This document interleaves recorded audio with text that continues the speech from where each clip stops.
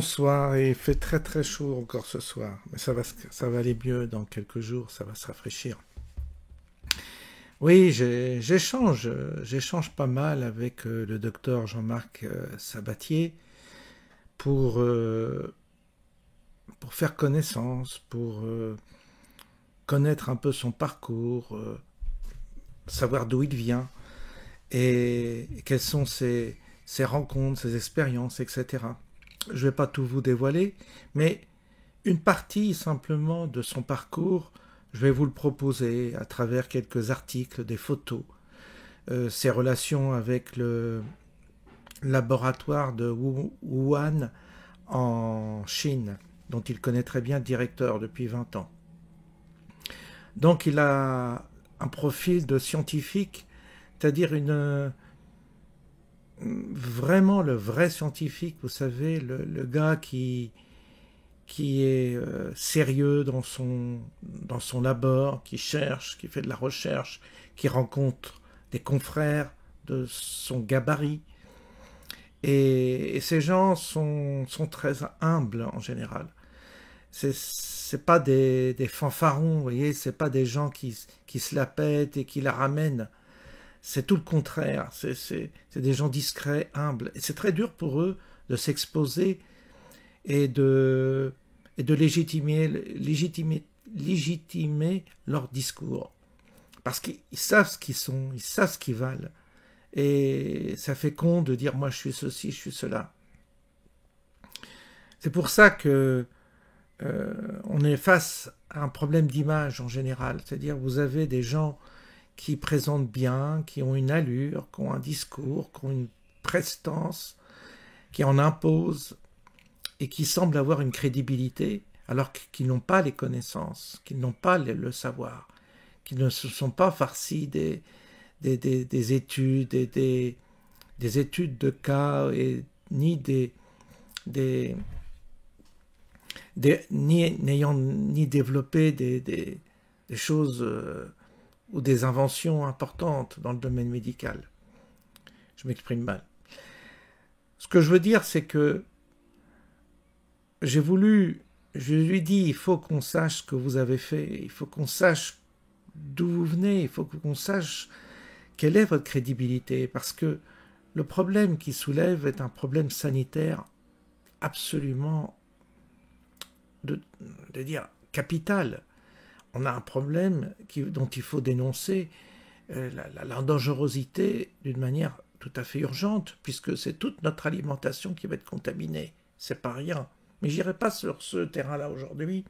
Je vais juste vous faire voir à travers ces photos, ces articles, ces images, un peu d'où vient notre docteur Jean-Marc Sabatier. D'ailleurs, il est né dans une famille de militaires. Son père était amiral, poste très important dans l'armée, dans la marine. Et ses sœurs sont très précoces. Hein. Sont médecins. Et j'ai l'impression qu'il y a de la matière grise dans la famille, pour peu que j'en sache. Donc, vous voyez, c'est un environnement particulier qui a permis à ces jeunes de devenir des chercheurs, des médecins, des scientifiques dans le domaine médical.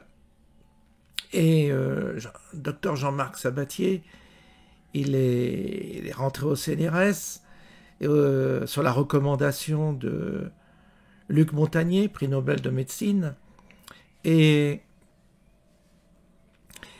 il était spécialisé dans le venin animal, je crois.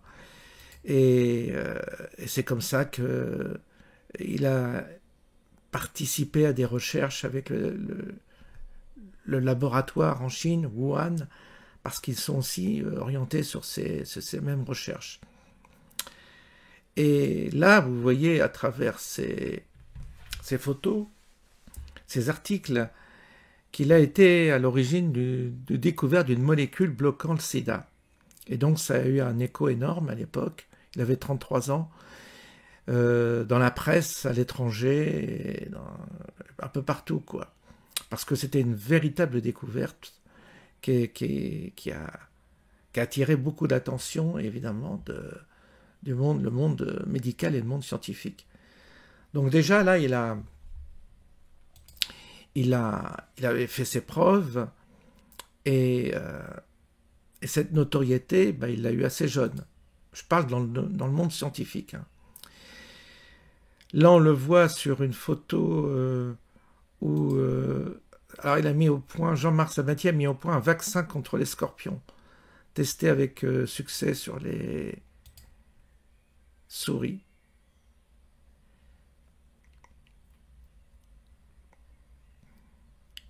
Voilà, encore des articles. Et là, c'est WAD, c'est le laboratoire. Donc, il y est invité souvent. Là, il va y aller au mois d'août. Pour vous dire que les Chinois, ils ne se trompent pas. Hein. Ils savent quelles sont les personnes importantes chez nous en France. Et il est invité par rapport à ses recherches pour des discussions sur des discussions scientifiques, disons. Et donc, vous le voyez là en compagnie de collaborateurs là-bas dans le laboratoire. Et donc ces gens-là, vous savez, les Chinois ne rigolent pas. Hein, ils ne vont pas inventer un farfelu. Ils ne vont pas inviter un farfelu. Ça, c'est le laboratoire, impressionnant quand même.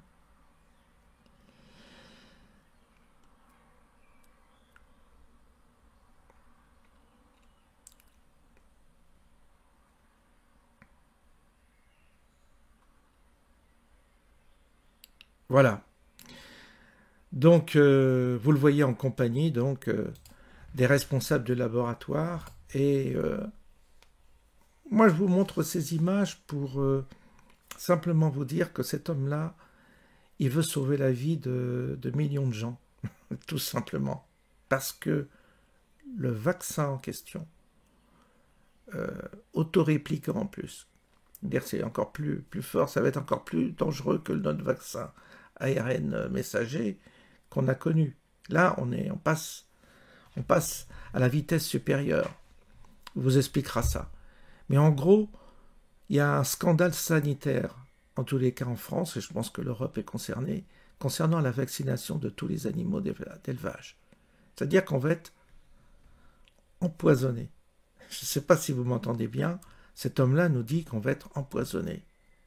Alors, si vous contestez ces études, si vous contestez ses dires, ses propos, il a publié des articles scientifiques à ce propos sur les processus de contamination et sur les effets secondaires.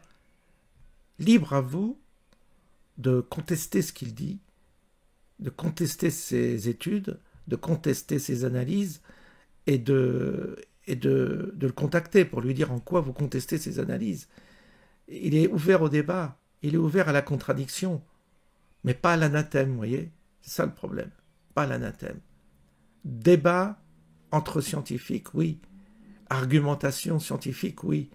Mais pas marginalisation ou menace, comme certains ont subi dans notre pays, parce que vous dénoncez un scandale sanitaire. Alors je sais que nous en France, on est crédule encore, on a du mal à croire que l'État est capable de nous vouloir du mal. Mais petit à petit, les gens commencent à réfléchir un peu, à se poser des questions. Alors, libre à vous de considérer si cela est important ou pas. Pour moi, c'est absolument capital. Le sujet est capital. C'est une croisade que nous devons mener pour dénoncer ces vaccins à l'encontre des animaux d'élevage, parce que nous allons tous retrouver cet ARN messager, nous allons tous nous retrouver confrontés à ces problèmes qui sont soulevés par le docteur Jean-Marc Sabatier, à savoir des effets secondaires qui dépendent évidemment de cette technologie qui n'est pas maîtrisée pour l'instant. On en reste là et on se retrouvera avec le docteur Sabatier pour des échanges et évoquer ces sujets-là. À bientôt.